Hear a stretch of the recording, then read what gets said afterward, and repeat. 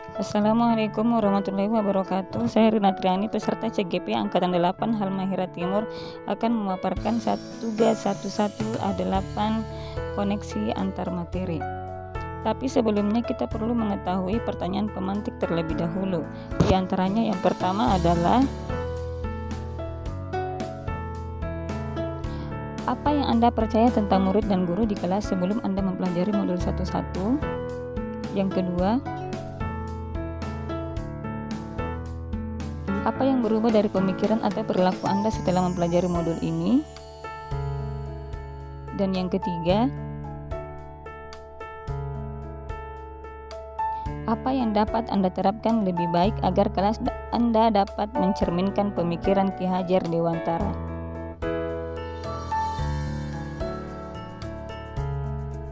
Selanjutnya kita masuk di jawaban pertama. Beberapa hal yang saya percayai tentang murid dan guru di kelas sebelum mempelajari modul 11. Di sini ada beberapa poin pembahasan. Yang pertama, semua siswa di daerah manapun, baik Jawa, Sulawesi maupun Maluku, memiliki pemikiran dan penanganan masalah yang sama. Yang kedua, kelas yang baik adalah kelas yang suasananya tenang dan tidak berisik pada saat pembelajaran berlangsung. Yang ketiga, metode belajar matematika yang baik adalah dengan ceramah dan pemberian tugas yang banyak. Kemudian keempat, minat dan motivasi belajar siswa khususnya matematika sangat kurang dan menurun dari tahun ke tahun. Dan yang kelima adalah, standar ketercapaian belajar adalah apabila semua materi telah dipelajari dan siswa telah memenuhi nilai KKM yaitu 80. Selanjutnya kita masuk di jawaban soal nomor 2.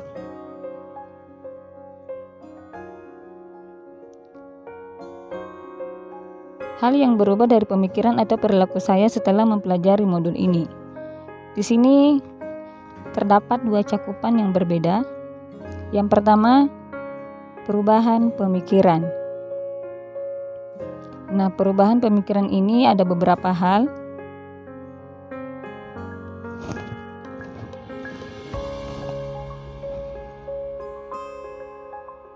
Di antaranya, yang pertama, penanganan masalah pendidikan anak-anak daerah Maluku berbeda dengan daerah Sulawesi atau Jawa. Yang kedua, pembelajaran itu utamanya matematika tidak selamanya berada di dalam kelas. Jadi bisa saja kita melakukan pembelajaran di luar kelas ataupun langsung terjun ke masyarakat. Kemudian yang ketiga, sumber belajar tidak selamanya berada di buku. Jadi bisa saja sumber belajarnya kita mengambil dari YouTube. Guru mengupload materi-materi yang mereka rangkum, terus mereka upload di YouTube atau dituangkan dalam website. Selain perubahan pemikiran, terdapat pula perubahan perilaku. Perubahan perilaku ini mencakup beberapa hal. Di antaranya, yang pertama, memilih model pembelajaran yang lebih inovatif seperti project based learning. Pemilihan model pembelajaran ini karena anak-anak langsung terjun ke masyarakat. Yang kedua, pemanfaatan media digital dalam pembelajaran seperti penggunaan website dan YouTube. Jadi tidak selamanya langsung dari buku. Kemudian yang ketiga, pemberian tugas terstruktur namun bebas dan bertanggung jawab. Jadi, para guru tetap memberikan tugas dengan tema tertentu, namun judulnya apa, mereka bebas memilih sesuai dengan kemauan mereka sendiri dan tetap harus bertanggung jawab pengumpulan tugasnya. Selanjutnya kita masuk di pembahasan jawaban ketiga. Hal yang dapat saya terapkan lebih baik agar kelas mencerminkan pemikiran Ki Hajar Dewantara. Di sini terdapat beberapa hal yang dapat diterapkan. Yang pertama adalah penerapan pendidikan yang sifatnya menuntun dan mengedepankan budi pekerti.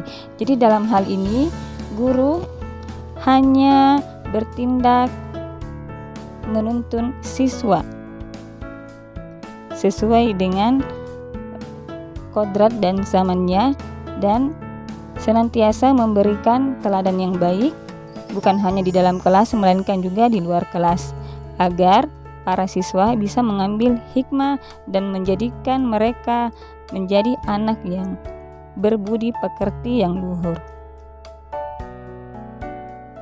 Selanjutnya adalah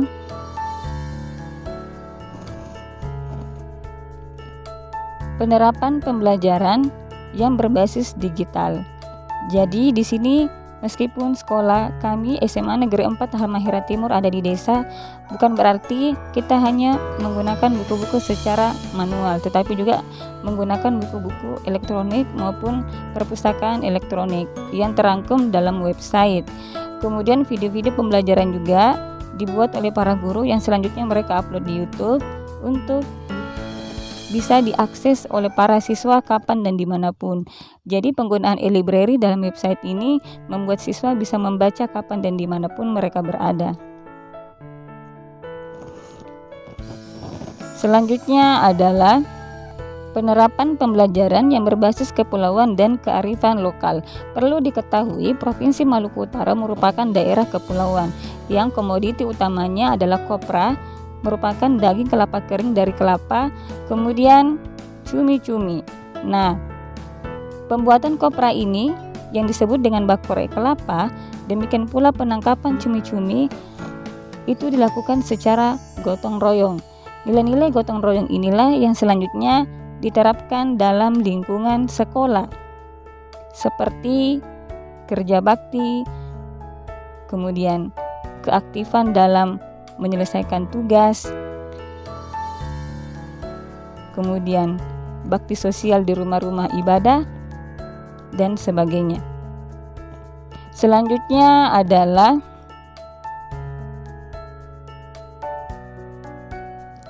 memasukkan permainan edukatif atau challenge dalam pembelajaran.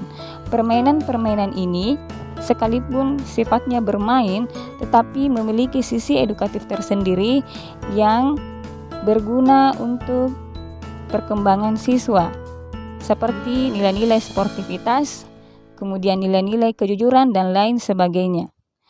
Di samping itu, permainan edukatif ini juga difungsikan untuk mengusir rasa jenuh siswa dalam belajar.